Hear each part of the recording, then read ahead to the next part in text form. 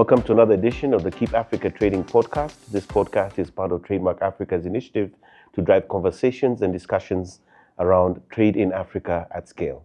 More importantly, our guest is going to join us and talk to us a little bit about the digital trade protocols and also where we are right now, which is in Kigali, Rwanda. We are attending the Africa Trade Development Forum 2024 edition, where we're discussing and engaging in multiple conversations with lots of different stakeholders around the future and opportunities that are going to open up through digital trade. Thank you so much for joining us. So thank you for having me. My name is Adetola Onayemi. I run a company called Norebase. We're live in 58 countries. Fundamentally, what we do is help make it possible for businesses to do trade and business across Africa as if it's a single market.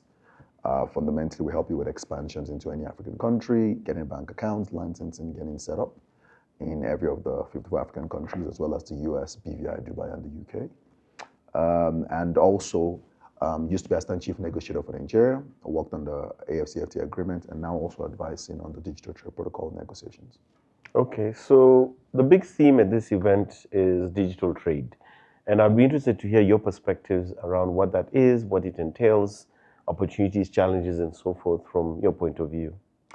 Thank you. I think that's a very interesting question. I think that one of the most contentious questions is how do you define digital trade? What's the scope, right? And I remember one of the conversations we were having once, the big question was, if I go online to try and buy a car and I order it from a website, is that digital trade? Or on the other hand, if I just order my groceries online, is that digital trade? Or if I stay in my country and I'm providing an electronic course, is that digital trade? What exactly is the scope? What exactly is the ambit of digital trade? And the definition that's been adopted by digital trade protocol is basically trade and any trade that's enabled by technology. It's kind of like the broad, and it allows us to have a lot of bandwidth. But I think that I like to be more practical about how I think about digital trade more probably.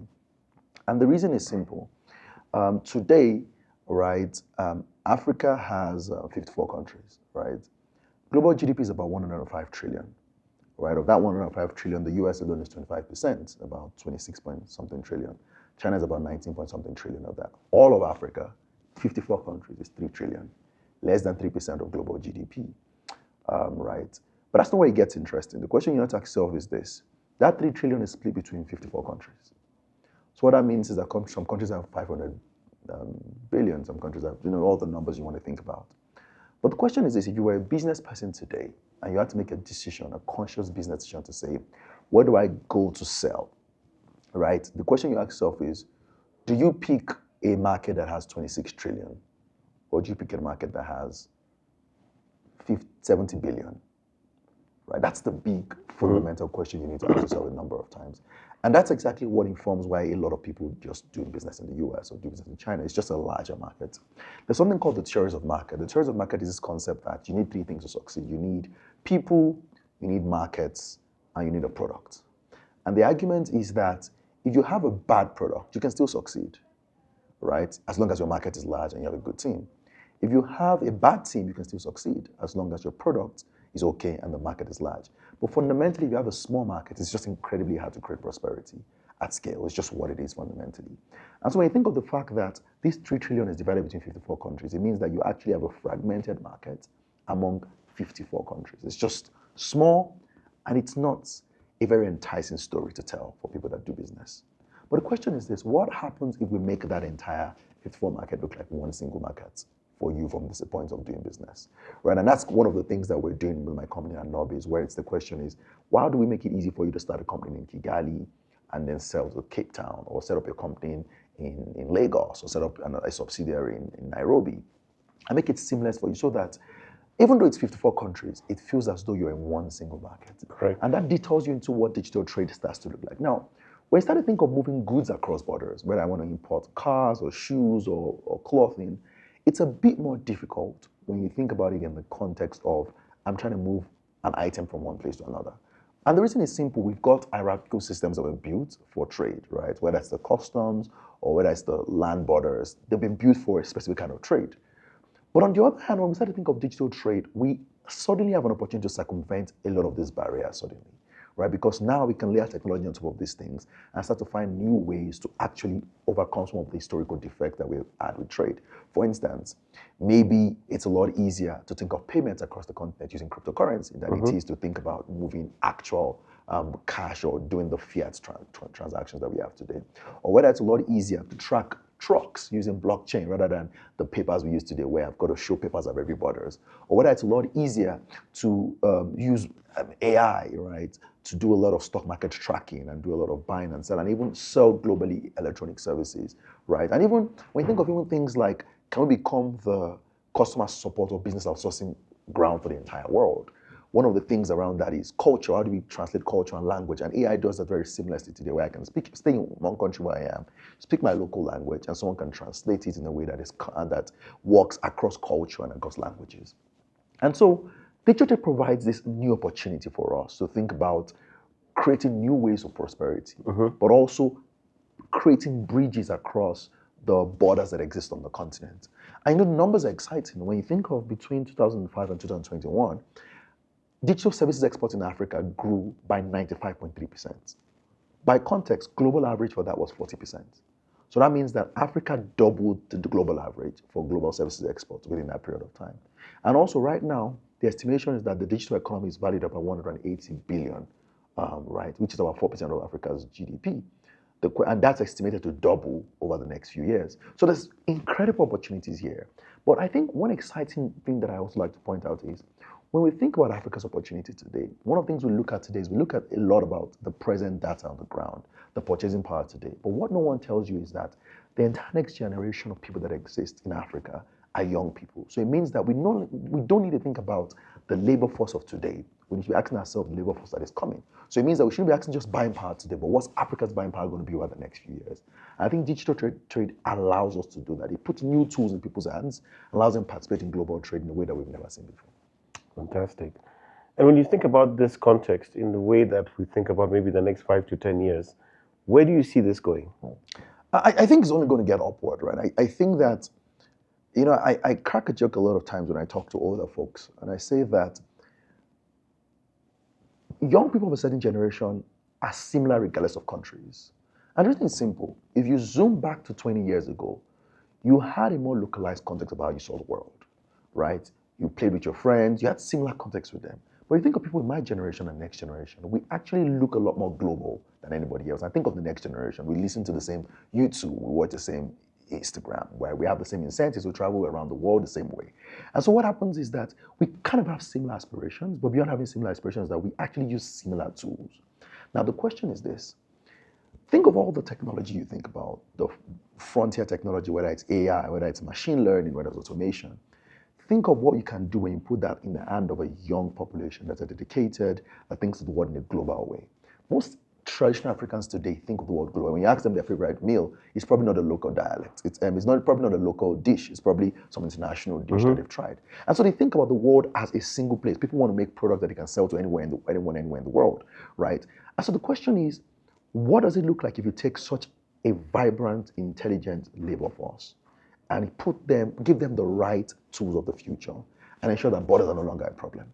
You're going to have an explosion of prosperity. That's literally what it is, right? But I think the second thing is also that it allows us to start to revisit how we even think about governance and how we think about delivering services across the country. For instance, I was just coming back from Taiwan some days ago, and one of the big values of Taiwan is e-governance, right? And how they've made so much progress with e-governance. And I think that's also one big thing, right? One of the things I tell ministers when I talk to them today is the future should be a world where I don't have to walk into an office, where I can stay on my laptop anywhere in the world and I can access government services. And I think that's the trend we're seeing, where not only are you having people who want to live a more global life, but actually have the capacity and the tools to deliver global value in a way that is not determined by geography. I know one of the things I tell when I talk to product people like myself who are building products for the world today is that you want to start no longer thinking of geographies, but thinking of demographics, right? So it's no longer a question of, is he Nigerian or is he South African or is he Kenyan? It's more of what's his purchasing power, what's his age, what's his taste? And basically you can almost kind of organize the world around demographics today and set people around that demographic. And I think that's what the future would look like. The future would look like people building products for a global market, crossing borders, leaping frog past all those challenges. And I think you already see that today a lot, even with things about in digital payment. Look at what mobile money has done. Africa is literally leading the world today in fintech and mobile money payment, right? No one is doing it at the same pace that we are. And interestingly, a joke I crack a lot when I talk to my friends in the US is how instant payment works in Nigeria. Today, I can send money to someone, and in a matter of seconds, milliseconds, the money is delivered into their bank account, right? And that's the things, places where we're saying we're already making strides. But the question is, can we take not just that? Can we shed these whole constraints and then just serve the entire world? And I think that's the trend over the next few years, where we multiply, we triple Africa's contribution of digital trade to Africa's GDP from 4% today to probably 12%, and maybe even more. And I think that it's also applying technology to other traditional embedded industries, whether it's agriculture, whether it's transport, right? And saying, what exactly can we use digital trade to do? And I think the thing I say a lot is, we won't think of digital trade as an enabler, fundamentally as a platform infrastructure that you can build a lot of things on. Whether it's things you're buying, whether it's things you're selling, whether it's services you're providing, that infrastructure layer that you can build things on top of. And if that is true, then the question is, there's boundless possibilities of what's possible if we put the right tools on the right. And I think that's one of the work we should be doing in the next few years. What are the kind of digital public infrastructure we should be building? What are shared resources that should exist across the continent, right? How much information access can we give, right? How do you build new knowledge workers that use AI seamlessly in delivering global value, right? How do we think about distribution in a different way, not as in the way we've always fundamentally thought about it? I think that's what we should be doing for the next few years. So there's something in there that I think is important. You talked about demographics, you talked about, similarities, but I think also in the African context, one of the challenges we face is inclusion, right? Meaning that there are many people in rural parts of Africa, they're not digitally literate, they're financially limited, How do we make sure we do not leave those people outside the digital trade opportunities? Thank you. I think there's a bunch of ideas around that. I think one of the ideas I like a lot is the role of e-governance. And I'll tell you why e-governance is important. And I think Rwanda is a good example of that. And I think maybe even Nairobi and Kenya is also a good example of that. Technology is a familiarity game. So for instance, when you think of your first smartphone, you probably struggled a bit with it. But when you think of smartphones today, you have an intuitive knowledge of how things are going to be. And the reason is because when you use the smartphone, second smartphone, you have an intuitive knowledge of how it's built. I think one of the biggest strengths that government has is that it commands action by people. If your government says today you're going to pay your taxes online, everyone's going to comply, just because that's what it is. That's what happened in Kenya. Exactly. And I think fundamentally that's one of the biggest values of government. People think of it as helping lower corruption, but I think a bigger value is familiarizing people with technology, right? Because today when you think of even M-Pesa, right? M-Pesa is a version of technology that is maybe not as complex as fintech today. But what you see happen is that bus drivers, tricycle drivers, everybody in Kenya uses, people buying, selling, use M-Pesa. Why? Because they've gotten familiar with technology. And so that's one of the big roles of e-governance, helping increase familiarity with technology at scale. And I think that's one of the things that I urge governments to try, right? Deploy more technology in places where you can, because it helps your people become more familiar with technology. Right. And when they become more familiar with technology, they explore more. So it's like the person who uses M-Pesa today will use an app tomorrow. The person who uses an app tomorrow will use a lending product tomorrow. The person who uses a lending product tomorrow will buy an e-commerce website tomorrow. And it's almost like that gradual. And one thing that's interesting is we underestimate what can happen in 1 year. But we overestimate what can happen in 1 year, but we underestimate what can happen in a decade. And what happens fundamentally is that as people start to use that, you'd see older folks who now use technology savvily, because people actually have an ability to learn very fast. Another interesting thing about inclusion, right, fundamentally, is also how we think about services distribution, right? So for instance, an example is the post office. Post office today is a legacy infrastructure that exists around the continent. And one of the things I think we can do fundamentally with post offices is use them for e-commerce, right? One of the things we're working around right now as a pilot project is fundamentally, as part of the digital trade protocol, is to say, what if the post offices became the backbone of e-commerce? What if I, as an e-commerce company, because if you want e-commerce to scale, you need to crash the costs. I can't be spending almost as much as the price of the goods to actually move the product from one place to another.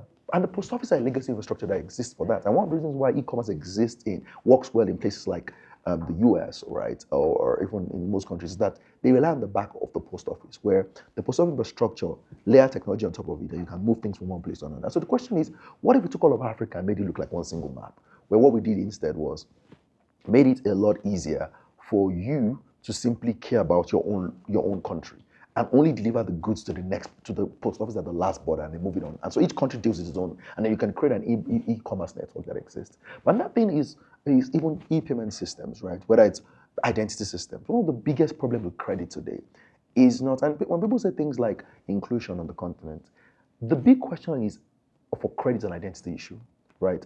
Credits work well when you can identify who a person is and you can ascribe value or number to them. So you can say, this person is Mr. Timbuktu, and he earns X amount, so his buying power is this. One of the big problems we have on the continent today is that question of identity. Can I put an identity on who a person is? Can I identify who this person is? Because if I can't put an identity on who this person is, then I can't extend credit to the person. But the question is, and that's one of the things where we're beginning to see that also with digital trade, where tech companies are beginning to build alternate identities of people that are not built on foundational government identity. So for instance, I know where you work. I know your social media handle. I know the things you like. And so I can build a kind of personality for you. Correct. You give me I've given you 1-2 loans in the past. I can see the places that you buy from. And that's why the rise of even super apps on the continent, where I get a sense of your trends of the things you like. And because of that, I can now extend some level of credit to you. And we're seeing that already, even credit to small businesses, right? Because I know the things you buy. And an example of that is even credit financing, which is on the rise on the continent, where it's a case where I'm supplying you product, but I'm also supplying you finance. And I think that are things that would change the continent around inclusion. Thinking of things from a systemic point of view, end to end, for the people in the marginalized groups. Can you tell us a little bit more about the digital trade protocol that you keep referring to? How does it work? How are you involved in that? And more importantly, why is it important? All right. So at the time when we finished negotiating, and I used to be the stand chief negotiator for Nigeria, so I worked on the actual AfCFTA negotiation itself. Wow. And towards the end of that negotiation, the AfCFTA protocol annexes, the AfCFTA agreement itself is very similarly modeled to the WTO agreement, the World Trade Organization agreement. And it's very good services, dispute settlements. And one of the big concerns we started having was to say, it's 2024. When the WTO agreement was designed, it was designed in 1995. So it's a 25-year, this was 2022, this was 25 years in between. If we're trying to put a new agreement for trade for the entire continent, which is going to be the biggest block, right? Because it's 1.3 trillion people, 1.3 billion people and a $3 trillion GDP. We need to then think about e-commerce, right? So we had advocated for creating this protocol on e-commerce. And as it evolved, it then became the protocol of digital trade. The protocol negotiation started about, it took 18 months. Between 18 months, we got the protocol negotiated and adopted. In February of this year, it was adopted by the heads of states. And then we had 8 annexes to that protocol. So annexes on cross-border data transfer, annexes on online safety and security, annexes on emerging and advanced technology, all those kind of annexes. And the reason that matters is because it basically takes all the important strengths of things that we think is important for making digital trade work, and then fleshes them out more fundamentally. For instance, when you think about the digital cross-border data transfer, if you want to make digital trade work today, you need to find a way to make transfer of data across borders. Today, data is still very nationally controlled. So it means that I, as a government, keep the information within my country. I have data protection regulations that affect how you can use the data, where you can send it, so we can collect it from. But the big question is this: what if we did a bit more than that? What if fundamentally, what we did was to say, zoom out a bit more, right, and say, what rules do we need to ensure that you can take my data? And that happens a lot when you're trying to book a flight. When you're trying to book a flight today, what happens is, you say you want to book a flight on any international airline, all right? Someone needs to take your data, exchange it across your border with somebody else. Today, that's done using a lot of contractual clauses. But that can scale, right? Because contractual clauses can only be used for specific purpose.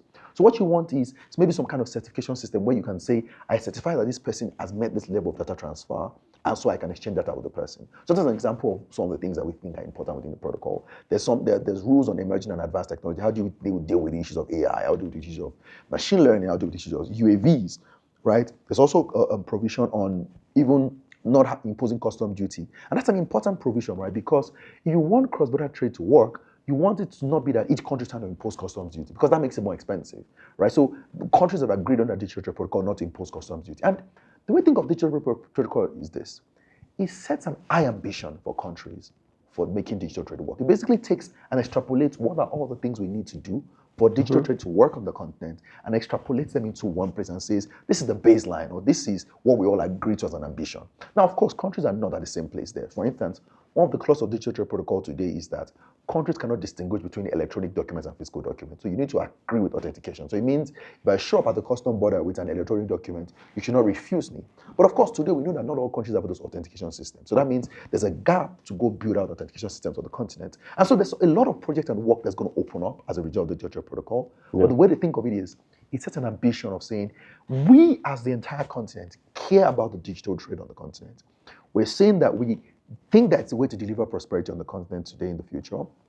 And we fundamentally have committed to an ambition of what we want to get that happen.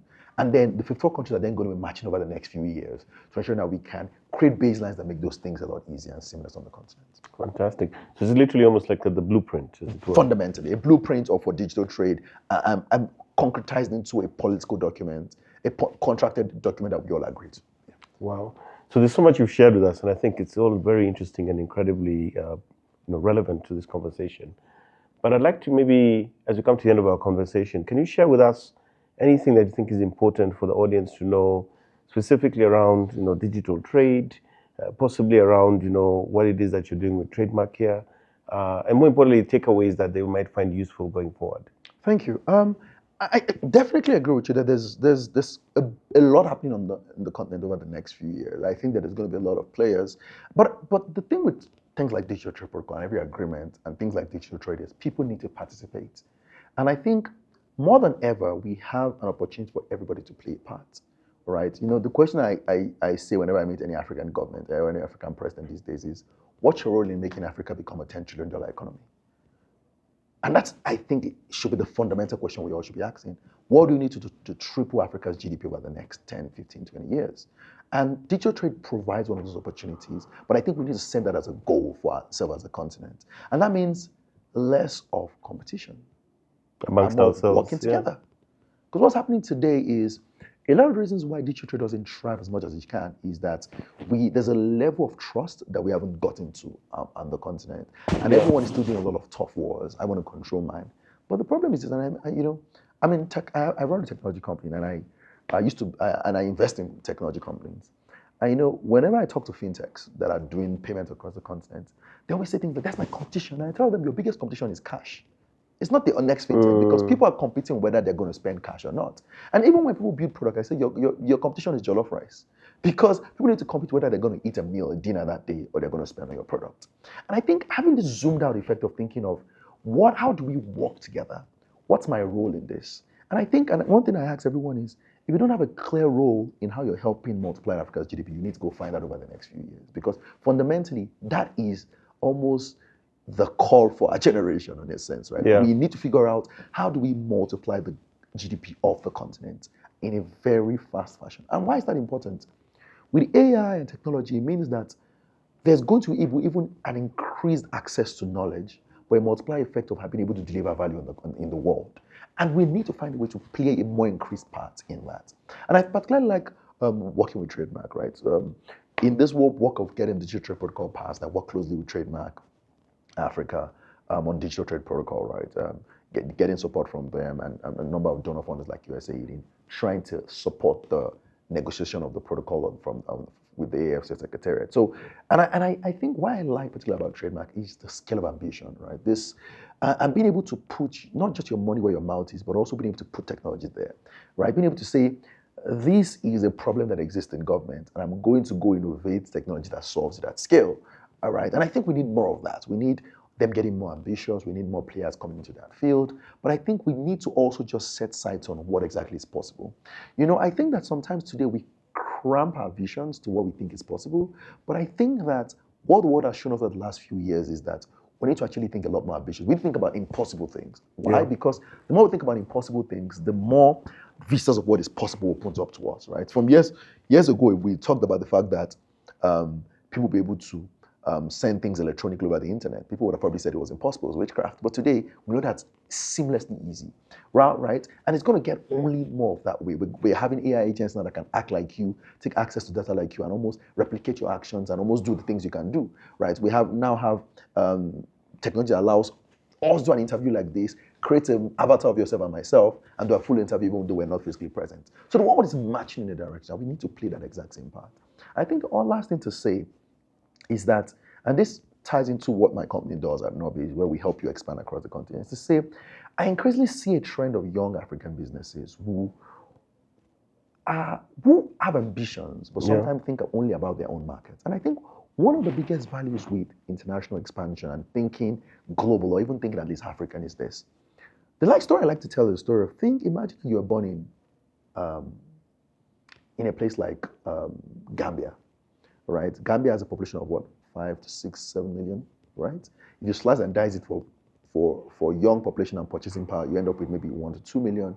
It's very up, right? If you slice and dice it a bit more for a specific demographic, you end up with like 400,000 people. The question is, how many VCs would invest in a market of 400,000 people? But on the other hand, if you said you had a market of 1.3 billion people, that's just a different ballgame entirely. And I think that some of the biggest things that would exist in the future on this continent are things that serve the entire continent. Right? I'm excited to be able to support that ambition of people being able to do business in the entire continent as though it's a single market. And I think we need more of those kind. And that's why I like when our trademark changed their name from Trademark East Africa to Trademark Africa, because that's the disposition everyone should take. A question of what's our role in Africa? What place do we play? How do we ensure that we can empower digital trade? But more importantly, how do we ensure we can deliver real value that ensures that Africa plays a dominant role in the future of the world? So thank you so much for giving us your perspectives. And more importantly, I think you've given us a lot to think about around the digital trade protocol, the opportunities, and again, what your company Norebase is doing, allowing people to trade across 54 markets, I think is incredible. And more importantly, I think there's really a sense and a flavor here that, digital trade is something that's very real. That is something that we can take advantage of through organizations like yours. But more importantly, Trademark Africa also supporting the necessary underlying systems and processes that are going to make us realize this future. So thank you so much for joining us today. We've had one more conversation here, again, at the Africa Trade Development Forum. My name is Moses Kemibaro. I've been your host here on the Keep Africa Trading podcast from Trademark Africa, and we hope to catch you in the next conversation. Thank you so much.